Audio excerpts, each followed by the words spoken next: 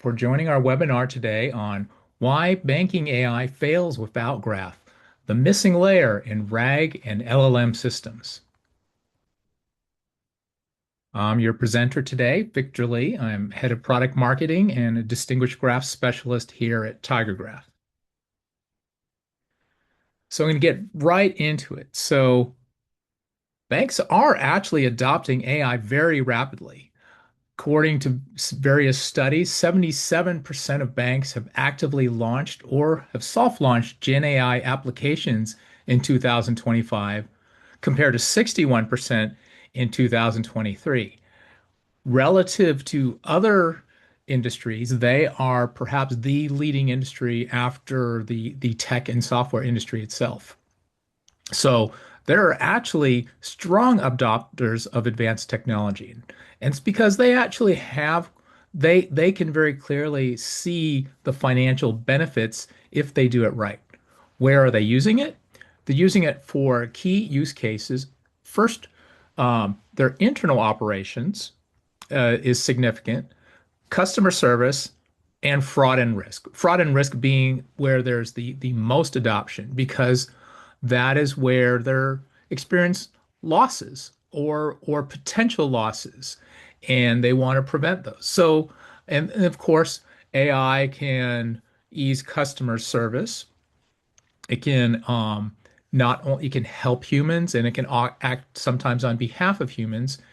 And with very complex operations that need to follow strict compliance guidelines, having an AI agent that can assist you with internal operations to make sure that everything that needs to be done is being done could be very valuable. So they see the need, and they generally actually have been strong technology adopters. If you look at the largest banks, it doesn't always trickle down to the smaller banks, but the large financial institutions are actually, at least they investigate technology early and they figure out how to do it right. So again, is there something they know that others don't? Because when you look at the broader picture, so there can be actually a lot of challenges with doing AI, but this is where they see the plus side. So the plus side, as I said, about 64% are using it to improve their financial crime detection. So it can help, the AI can help figure out what are the fraud patterns, and then it can automatically scan the data and alert investigators, and it can make the investigations process more automated. It can uh, run queries, display data that is useful to the users, and help to summarize reports like SARS. It can make sure that they're following the guidelines. And it can also, again, be just sort of a chatbot assistant to humans, both internal employees and customers that may have questions. Excuse me. So there's a lot of potential benefits.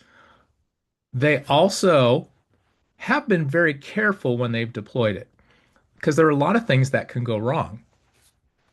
And one thing that does go wrong is that it can come up with non-optimal results. So as banks know, there's to understand what's actually happening, you have to connect all the dots. If your data is disconnected, your analysis is going to be incorrect, and so they will get a distorted reading on what is the risk. So, for example, if you're doing fraud prediction or money laundering detection, if you're not seeing the full pattern, you're either going to miss real illicit activity, so generate false negatives, say everything's okay, or you're going to be overly sensitive to small clues, small signals, and flag those as warnings and have too many false positives, which is, creating a headache for the human investigators who have to look into all of these potential signals, potential problems. Same time, if you're doing KYC and trying to understand who is this person I'm actually proposing to do business with, know your customer. what other persons, what other companies are they related to. If your data is still stored in very traditional tabular data, if you have the one thing that the AI is really good for is it can scan uh, so-called unstructured documents, reports, news articles, web pages that aren't they're not database files. They're just things that people wrote. And the AI can scan that and get the general sense and draw some conclusions. But as we'll talk about later, it does tend to miss things or misunderstand things. So while this is where AI can be helpful in that it can help you get closer to what you ultimately want to do, but it's not guaranteeing that it's doing it perfectly. So there's still considerable care that needs to be taken. First, you want to see, can I make the AI actually better so that I don't spend so much time worrying about whether it's right or not? And another concern, so those were a couple cases, specific instances of financial service issues, financial crime detection and KYC.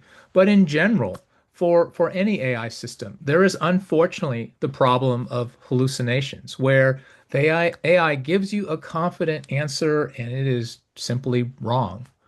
And again, we'll talk a little bit more about why it makes those mistakes, but it's both a combination of not being supplied sufficient information and knowledge to start with, and the statistical process that LLMs use that and vector databases use that while something can be close, it's not an exact match. And when you can sort of jump to a conclusion just because something is close. And also, depending on the system you're using, it may not actually be able to tell you why it gave the answer it gave. That is a classic problem with deep learning, that these neural networks, their internal workings are using artificial dimensions of information that don't exist in the real world. And so the process that it used to come up with its answer does not correspond to anything in the real world. That's not to say that it's impossible to have explainable, audible results. But if you use the sort of plain vanilla system, that will not be there. So, some significant potential drawbacks with AI. So, obviously, banks have figured it out to some degree. There's still a lot of opportunity where they could be doing better, and not every bank has yet adopted these best practices. So, but it comes down to what do they know about what they need to do to be successful? So a lot of the things we've talked about, we talked about customer service, but the biggest adoption is in the area of risk management and compliance. And it's really about obviously you have to understand the rules, but everything to evaluate a particular situation, you have to understand the relationships and the context. So they they're taught to pay attention to this. It's case analysis. So what are the dependencies? How can one action influence another?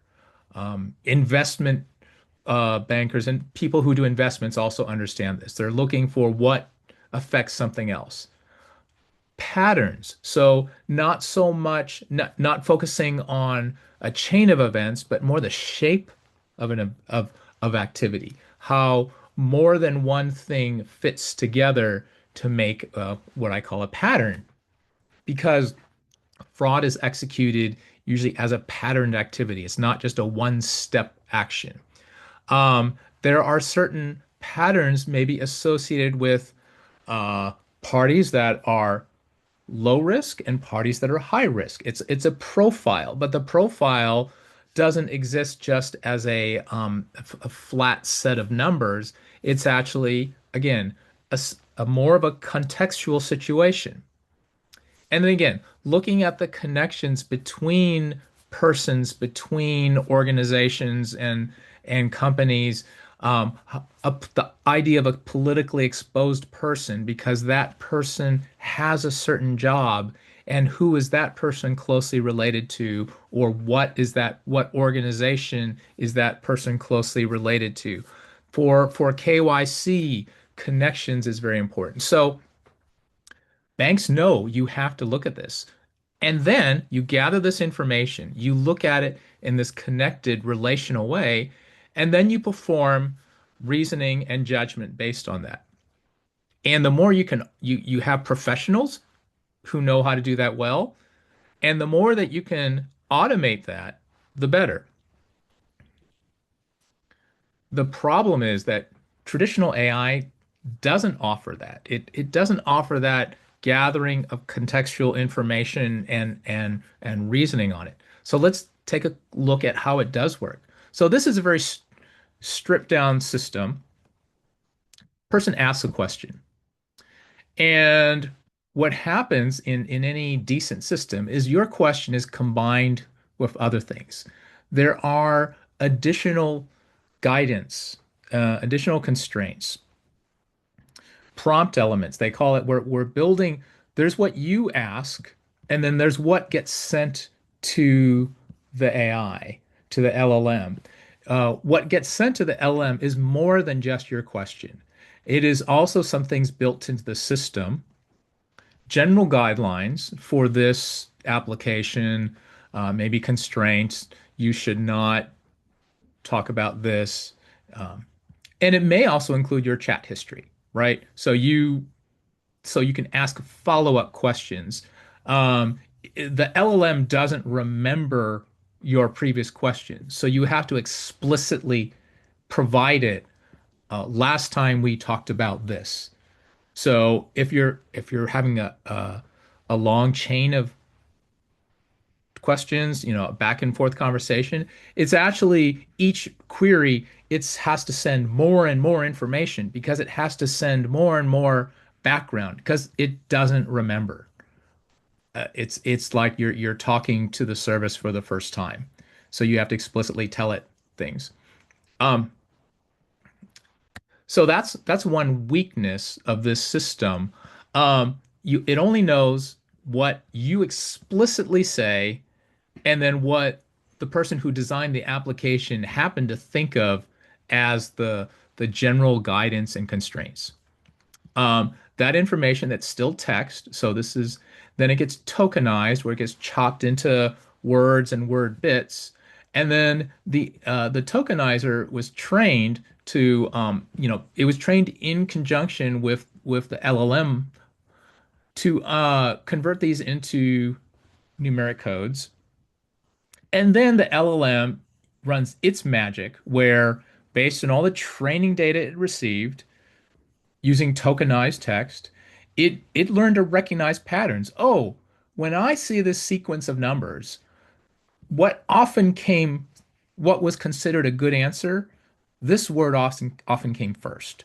And then after that, this next word came. And it's literally generating word by word the answer based on what it has been trained as this is what constitutes a good answer to this question or this prompt, which was translated into a set of an array of numeric vectors for the convenience because this works entirely on the input side, it's working entirely on numbers and on internally. It's only in the final stage that it converts things into words that you and I recognize. Um, the key thing I wanted to emphasize here again is that it only knows what you said and this general pre-built-in guidance, and it's very statistical here and saying, well, this was what commonly was the answer. People saw we can do better, so they invented RAG, retrieval augmented generation. And the most basic technique uses a vector database as an additional source of information. So what you can do is say, well, rather than just trying to put some things into this prompt, uh, this I'm talking about, I can have a whole database of information about my business, about the things that this application would be concerned about.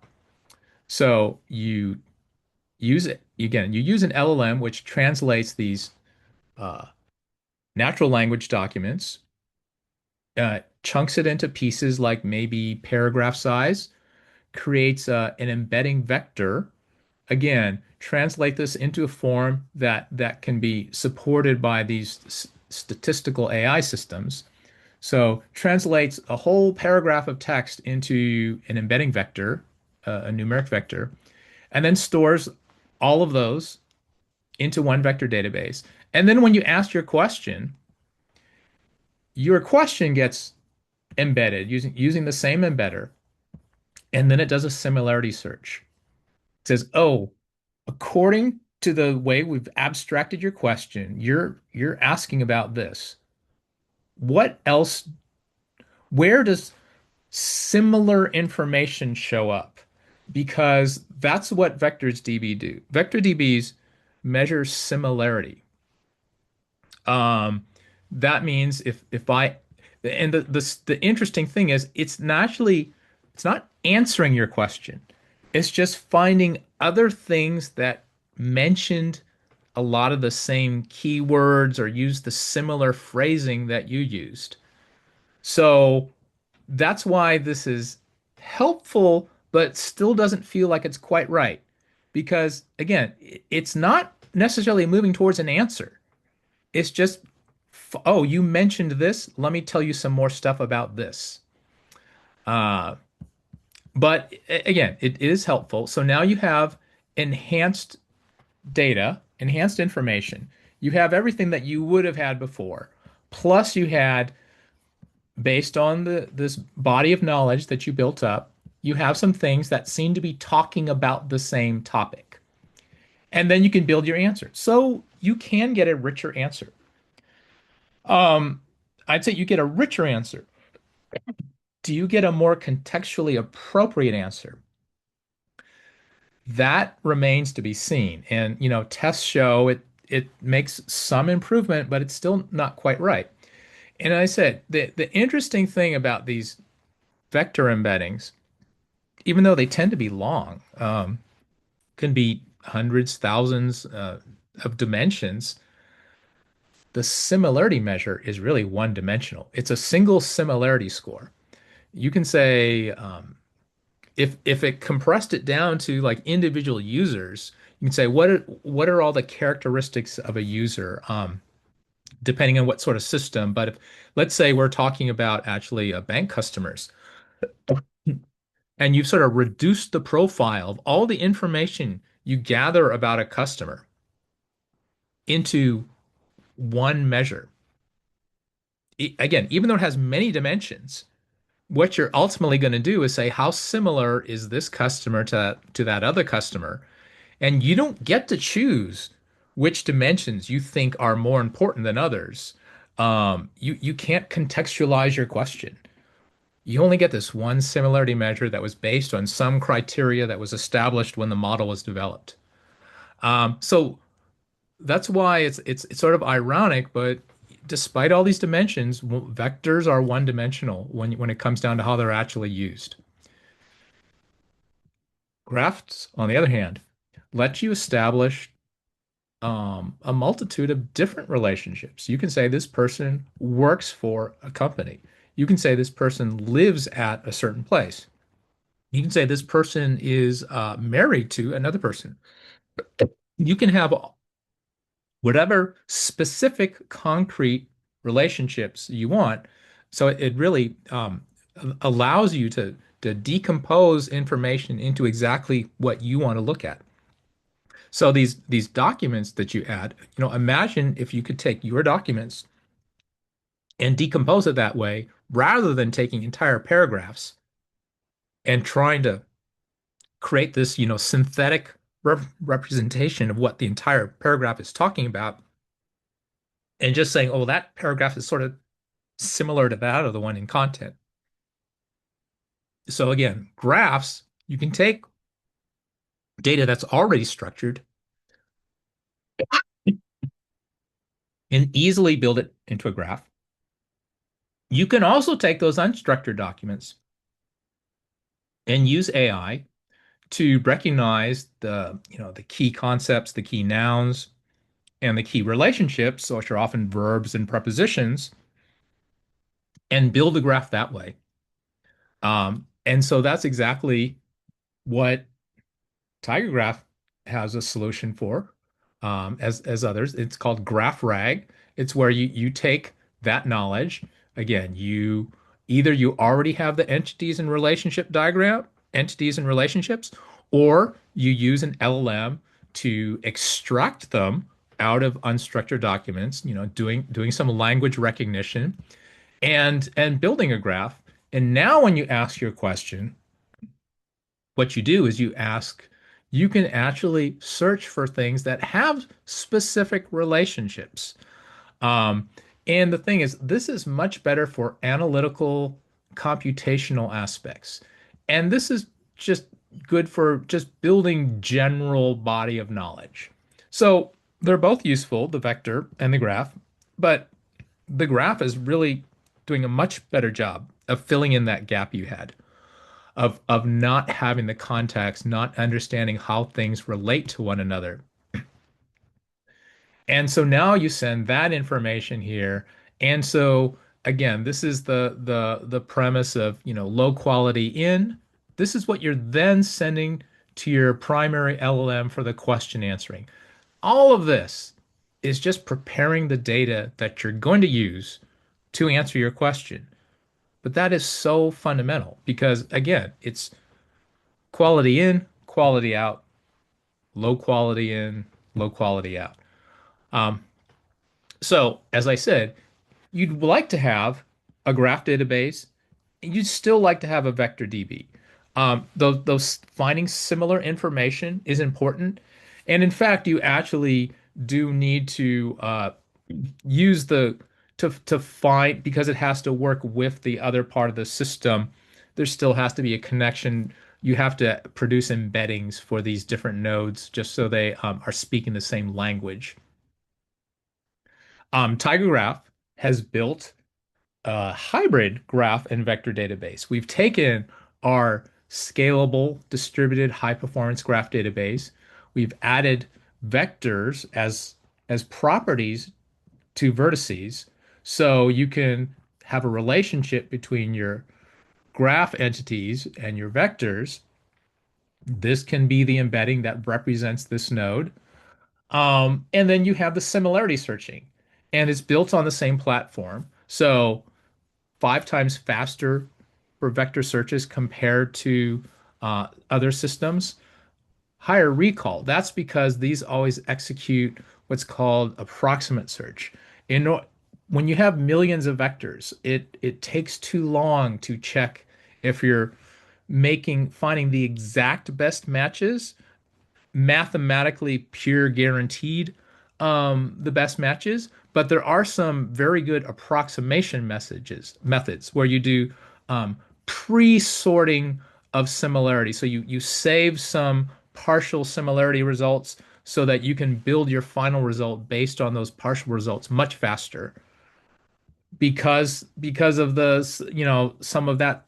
It's not 100% guaranteed to give you the absolute best answer, but it can get very close. But there's a trade-off between how long do you want to wait and how accurate an answer do you want. So TigerGraph can give more accurate answers faster, doing better in both dimensions.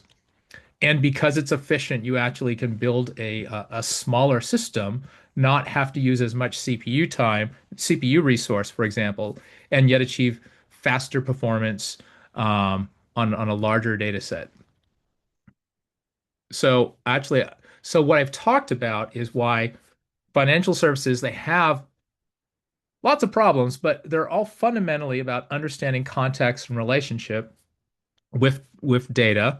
Um, RAG, excuse me, uh, augmented generation gets text, but it's not really computing specific things. Where graph provides that missing structure. So you can reason better because you have a better foundation of information. So better reasoning, more explainability because you can trace things through the graph. How did I get from here to there? And because it's more accurate, fewer hallucinations. So I want to switch to a demo of what Tygraph has built as a reference solution. So we have our database, and we've also have built a open source code using a lot of standard frameworks for AI, building a graph RAG system like I talked about. And I'll sort of summarize the flow and then show you the sample system that we've built. So you would first simply initiate a graph RAG database saying, okay, I need this type of schema because I'm going to be storing this type of information. I'll show you the schema in a minute. So it's just sort of prepping the system. And then you ingest your documents. And first, you actually bring in the whole documents or rather, we just probably put in links to you don't probably want to ingest the documents themselves, but you have links to them from the database. But then you start to chunk them. As I said, cut them up into pieces like maybe roughly one paragraph. And then you run an embedding to again generate a semantic representation uh, of what each each chunk is talking about. In parallel, you scan the text to look for entities and relationships. And so use that to build graph data. And you also use the embedding. Each embedding becomes a node in the graph. So you have embedding nodes and you have extracted entity nodes and relationship edges. And that all becomes part of your graph. We then do some pre-processing. We look for, and this is using a technique that actually Microsoft wrote a paper about a couple of years ago, where looking at the different topics of the different nodes you now have, you do some clustering. So it says, oh, these nodes are all on the same topic or related topic. So you make a cluster. And then you also, because each of those nodes has some associated text, you scan the text and have the AI write a summary of what that community is about. So you have the individual members, each has an embedding and each has some associated text, and then you form a community, and that community has its own description. So there's a community node, there's individual nodes and a community node. And then you've prepared the data, you're now actually ready to answer questions. So if we were running the system, you would that first step was initialize the knowledge graph. Uh, you know, well, let's call this one. I actually already have a preloaded graph, but I'm just showing you how the system works. And then you would have your documents. And again, so you could have them locally or you could have them on the cloud. Have these two documents. These are some sample documents from a financial institution on their ESG policy and their quarterly investment report.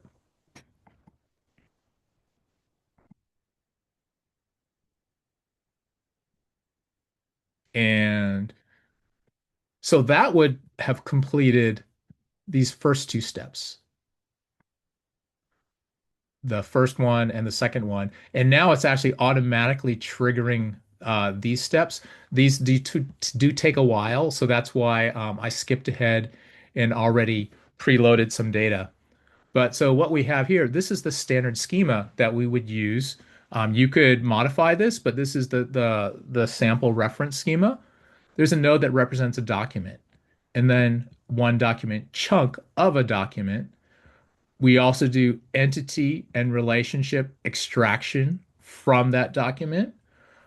We link to content nodes that store the text that is in an entity or in a document. And then once we start to observe, then we do some analysis of what did we end up with. We have entity types. You might have you could have mixed data that's not just text, but has images. So we can store references to images. Um, and then you run the community detection. And then so this node is introduced, which represents the entire community. Um, and then so if we actually cluster some entities and relationships together, and also we have a concept ontology optionally.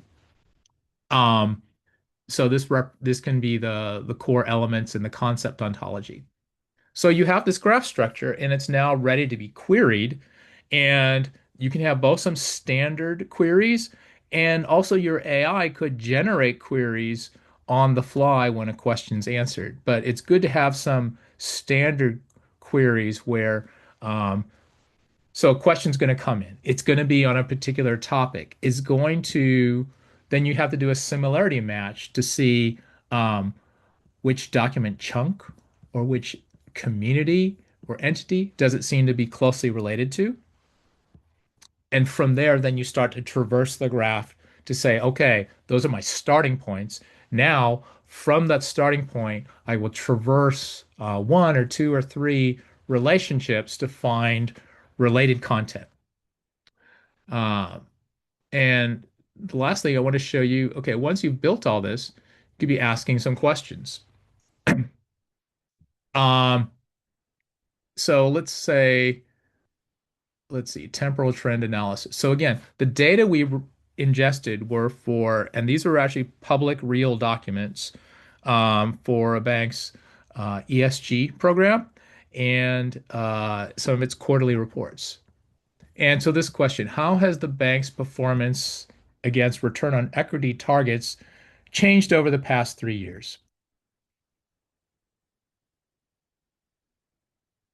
So one thing it was able to do, it's able to really break down the information and give a very clear answer about year by year. So it looked very precisely at the question, performance against return on equity targets, how's it changed? And so it's giving you the uh, both the percentages year by year exactly as requested. Um, if you were to ask the same question with the vector LLM, it would not have been able to break it down like this without, and that's because it only sees information as these paragraph chunks, whereas the graph, these years are actually nodes in the graph. And so these are seen as discrete objects.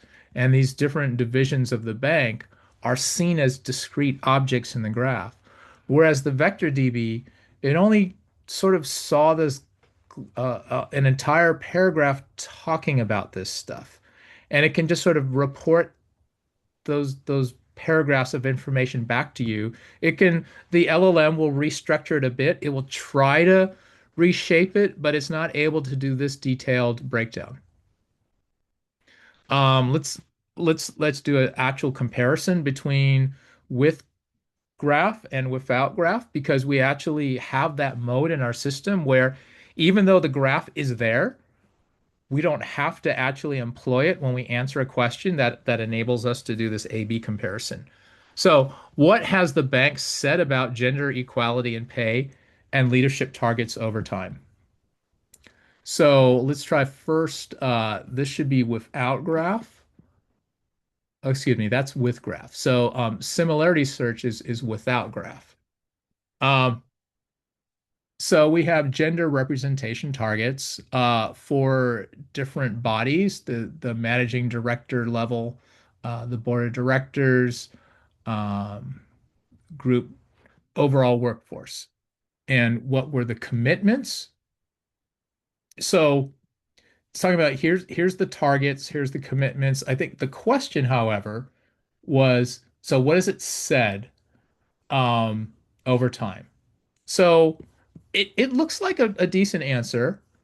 But let's see what the hybrid graph So hybrid means vector and graph. Let's see what it was able to come up with. You see, the breakdown is more analytical. The previous one was a little bit more narrative, again, reflecting the way that the vector DB grabs information. It grabs paragraphs, whereas the graph with has much more precise view of entities. So it's able to break down the information. It also, because we had this hybrid ingestion, we ingested images and also associated the image with surrounding text. Um, so it kind of knows what the image is about. It produces a more detailed answer. Talks not just about the targets, but also what was the progress. So the previous answer didn't really talk about progress. So this one has. So that's that's our example of how graph graph used with AI helps you achieve, better reasoning because it's providing a clearer foundation of what are the different elements of your information and how do they relate to one another. And so because it's broken down that information and show how it fits together, you're able to reason on that better. You're going to make fewer mistakes, and you also can trace the path directly in the graph in a very explainable way of how did I come to that conclusion.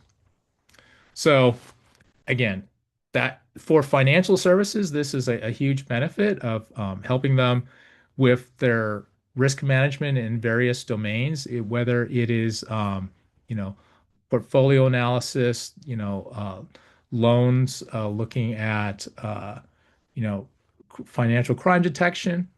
It can help them with their various internal operations. And again, because they've actually been, the larger banks have been early adopters of graphs. So that comes back to my question. What is it they know that maybe not everybody else knows? They know that graph representation of information is fundamentally better. Now, not every bank has yet adopted that, so that there's work to be done. But at least the understanding by the leading banks is that graph is an essential element to what they need to do, and now it's a matter of execution to making sure that they in fact adopt those best practices and adopt, high quality AI to both help them and in turn help their customers. So thank you for your time.